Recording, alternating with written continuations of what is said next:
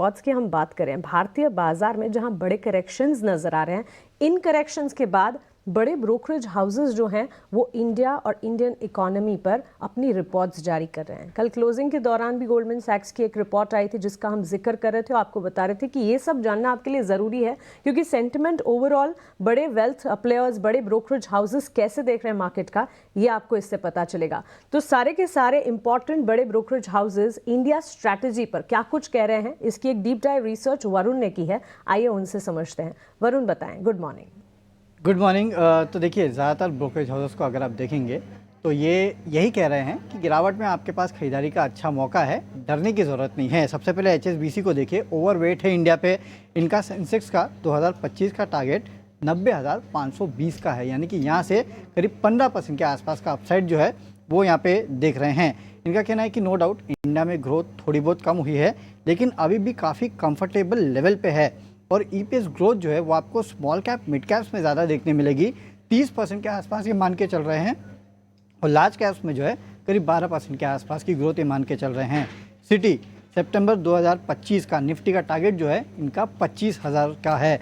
और ये देख रहे हैं कि सेकेंड हाफ में जो पब्लिक केपेक्स है उसमें आपको बढ़ोतरी देखने मिलेगी और रूरल डिमांड जो है वो इनको थोड़ी बहुत पॉजिटिव नज़र आ रही है।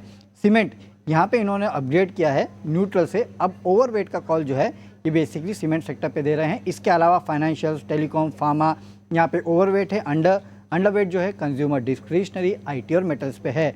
गोल्डमैन की रिपोर्ट जिसका आप जिक्र भी कर रही थी, यहाँ पे ये अनुमान लगा रहे हैं कि निफ्टी एंड ऑफ 2025 तक 27,000 के लेवल छुएगा, यानी कि नया लाइफ हाई जो है वो निफ्टी छूता हुआ आपको नजर आएगा। अर्निंग्स फोरकास्ट जो है करीब 13 से 16% के आसपास का अपसाइड जो है अर्निंग्स में ये यहाँ पे देख रहे हैं। हालांकि इनका कहना है कि थोड़े दिन तक शायद हो सकता है मार्केट कंसोलिडेट करे, लेकिन उसके बाद आपको अच्छी खासी तेज़ी देखने मिल सकती है। इसके अलावा CLSA, आपको याद होगा जैसे ही ट्रंप जीते थे उसके बाद CLSA की रिपोर्ट आई थी और उन्होंने इंडिया पे जो अपना ओवरवेट स्टैंस है उसमें 20% के आसपास के ओवरवेट इंडिया जो थे वो ये हुए थे, क्योंकि कहीं ना कहीं ये मान रहे हैं कि जो ट्रेड वॉर होगा उससे चाइना को थोड़ा बहुत नुकसान हो सकता है, लेकिन इसके लिए उन्होंने चाइना पे अपना वेटेज कम किया और इंडिया पे अपना वेटेज बढ़ाया है। तो काफ़ी सारे ब्रोकरेज हाउस, दिग्गज ब्रोकिंग हाउस जो है वो कह रहे हैं कि डरिएगा मत, नो डाउट थोड़ा बहुत स्लो डाउन है, अर्निंग्स में स्लो डाउन है, लेकिन अभी भी कंफर्टेबल लेवल पे है और इन लेवल से भी उनको अपसाइड दिखता है। देश पर बाजार में हम देख रहे हैं कि स्ट्रेट फॉल है विवेक जी 10% के आसपास का, और ये चर्चाएं हो रही थी कि नहीं वैल्यूएशंस महंगे हो गए हैं। आपके हिसाब से वैल्यूएशंस थोड़े कंफर्ट रेंज में आ रहे हैं कि नहीं आ रहे हैं? पहला जवाब तो आप ये दीजिएगा। और दूसरी चीज़, अब धीरे धीरे करके जो ब्रोकरेजेस का कन्विक्शन है ना फिर से इंडिया की तरफ शिफ्ट हो रहा है। अब उसमें नया एंट्रेंट है HSBC ने भी कहा है कि ओवरवेट की रेटिंग बरकरार है और 2025 के अंत तक सेंसेक्स का जो टारगेट उन्होंने दिया है वो दिया है 90,520 का। आपकी रीडिंग क्या कहती है और क्या ये सही लेवल पर बाजार है? किसी को अगर रीथिंक करना हो पोर्टफोलियो को लेकर या फिर रीबिल्ड करना हो?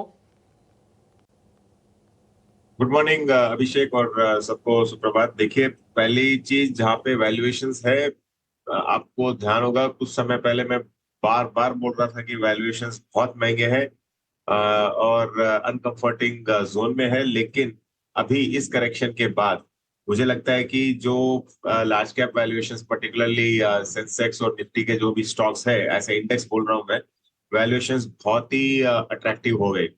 मतलब बिलो फेयर वैल्यू समझ लीजिए आप। अगर आज का प्रेजेंट डे अगर पी भी देखते हो निफ्टी का तो करीबन 21-21.5 के बीच में रहेगा। और अगर फॉरवर्ड भी अगले साल के लिए देख रहे हो आप अगर, तो करीबन ये 18-19 के बीच में है।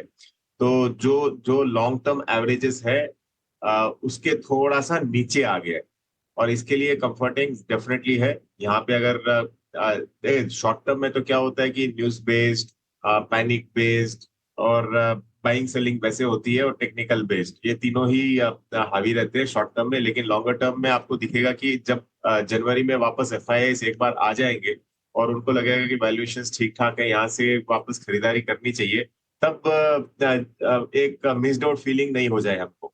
तो इसके लिए आप यहाँ पे अगर आपको डर लग रहा है तो एटलीस्ट थोड़ा थोड़ा ऐसे SIP मोड में आप कीजिए अगले 3-4 महीने के लिए। लेकिन मुझे लगता है कि जनवरी फरवरी में आपको एक रिग्रेट जरूर होगा कि जब वैल्यूएशन इतने सस्ते हो गए थे तब हमने लिया नहीं।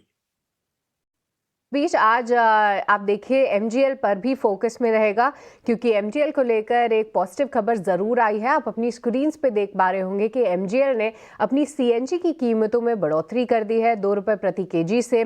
अब ये बढ़ोतरी के बाद 77 रुपीज़ पर केजी जो है इस दाम पर वो सीएनजी बेचते हुए नज़र आएंगे। अलग अलग स्टेट के हिसाब से अलग अलग दाम होते हैं, पर इसके साथ ही साथ ये एक ऐसी न्यूज़ है जिसका मार्केट को कई समय से इंतज़ार भी था, क्योंकि हाल फिलहाल आपने देखा होगा कि एपीएम गैस एलोकेशन के चलते ये ज़रूर बताया जा रहा था कि इनके मार्जिन्स पर प्रेशर ज़रूर पड़ेगा।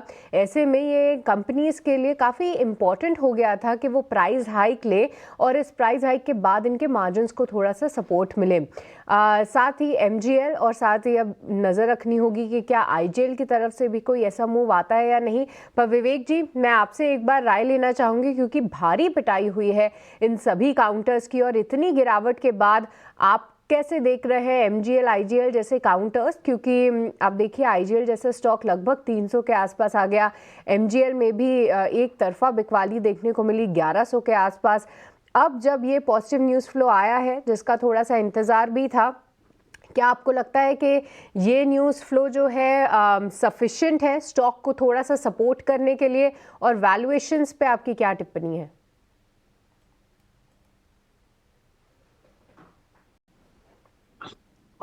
देखिए सफिशिएंट तो नहीं है, लेकिन क्या है कि एक ये एमजीएल आईजीएल और जितनी भी गैस कंपनीज है, वो हो गई है पॉलिसी डिसीजंस की शिकार। और ये रिस्क हमेशा ये oil and gas marketing companies पे रहता है कि सरकार कब क्या नियम लेके आ जाए और आपके प्रॉफिट्स भी रिस्ट्रिक्टेड हो, चाहे वो विंडफॉल गेन्स के तौर पे हो या फिर प्राइस रेस्ट्रिक्शन पे आ जाए। लेकिन मुझे लगता है कि इतनी गिरावट के बाद, पहले देखिए इस फॉल के पहले एमजीएल और आईजीएल ज्यादातर गुजरात बेस्ड गैस कंपनीज थी, उससे प्रीमियम में ट्रेड कर रही थी सारी की सारी। जैसे गुजरात गैस है या फिर गुजरात स्टेट पेट्रोनेट है। आज के दिन आप अगर देखोगे तो इन सारी कंपनीज के नीचे के वैल्यूएशंस में ये ट्रेड कर रही। तो IGL is under sorry MGL is under 10 P, और आज अगर आप इसका पेग रेशियो भी देखो तो 0.5 पे चल रहा है, तो बहुत ही अट्रैक्टिव लगने लग गया है। और सरकार भी बाद में थोड़ा थोड़ा देखेगी कि यहाँ पे इतना नेगेटिविटी नहीं होनी चाहिए और पॉजिटिव न्यूज आपको आती हुई दिखेगी। तो ये पॉजिटिव न्यूज है, यहाँ पे आपको सपोर्ट देगा, ये नहीं है कि आपको स्टॉक में रैली दिखा देगा। तो मुझे लगता है कि वैल्यूएशन वाइज बहुत ही अट्रैक्टिव है एमजीएल। और ये ऐसा एक कारोबार है जहाँ पे आपको एक्सपेंशन आगे चल के देखने को मिलेगा। लेकिन हाँ, शॉर्ट टर्म में जैसे मैंने थोड़ी देर पहले बाजार के लिए भी कहा था, तो क्या है कि पैनिक हावी होता है शॉर्ट टर्म में, तो पैनिक के कारण इतना टूट गया है। तो यहाँ पे अक्यूमुलेशन जोन ही है ये। तो ये नज़रिया एक बार फंडामेंटली हमने विवेक से समझा और साथ ही वैल्यूएशन पर भी उन्होंने अपना टेक